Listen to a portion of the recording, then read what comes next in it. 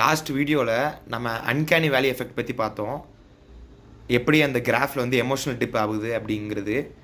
இந்த emotional tip எதனால் ஆகுது அப்படிங்கிற ஒரு சைக்காலஜிக்கல் பெர்ஸ்பெக்டிவ்லேருந்து போய் பார்த்தோம் அப்படின்னா மொத்தம் ஏகப்பட்ட தியரிஸ் இருக்குது. ஃபஸ்ட்டு எவல்யூஷனல் வே ஆஃப் சர்வைவல்னு சொல்லலாம்.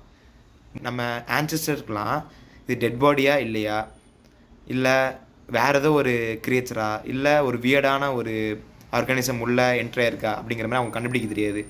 அதனால் எதெல்லாம் ஹியூமன் லைக் மாதிரி இருந்தோம் அதெல்லாம் வந்து ஹியூமன் லைக் மாதிரி இல்லையோ அதெல்லாம் அவங்க ஹியூமன்ஸாக அது இல்லை அப்படிங்கிற மாதிரி கேட்டகரைஸ் பண்ணுறாங்க. இது மூலயமா ஒரு சர்வைவல் கோப்பிங் மெக்கானிசமாக ஆக்ட் ஆகுது. இது போக ஒரு காக்னிட்டிவ் டிசனன்ஸ் உருவாகுது. எப்போ அப்படின்னா நம்ம மைண்டில் நம்ம வந்து அது ஹியூமன்ஸ் லைக்னு அப்படியே ஃபிக்ஸ் பண்ணி வச்சுருப்போம். ஆனால் ரியாலிட்டியில் அது கொஞ்சம் கூட ஒரு டிவேட் ஆனால் கூட நம்மளுக்கு இந்த காக்னிட்டிவ் டிசனன்ஸ் வரும். சப்போஸ் நம்ம நார்மலாக நம்ம ஐஸ் மூவ் ஆகும், ஆனால் அந்த ஐஸோட மூமெண்ட்டு பிளிங்க் ஆகாமல் இருந்தாலும், இல்லை அது ஹியூமன்ஸ் மாதிரி மூவ் ஆகாமல் வித்தியாசமாக மூவ் ஆனாலோ, அந்த மாதிரி இடத்துல நம்மளுக்கு வந்து ஒரு சைக்காலஜிக்கல் எஃபெக்ட் வரும். இதுக்கு மேலே வேறு என்ன தியரிஸ் இருக்குங்கிறது காமெண்ட் செக்ஷனில் கமெண்ட் பண்ணுங்கள்.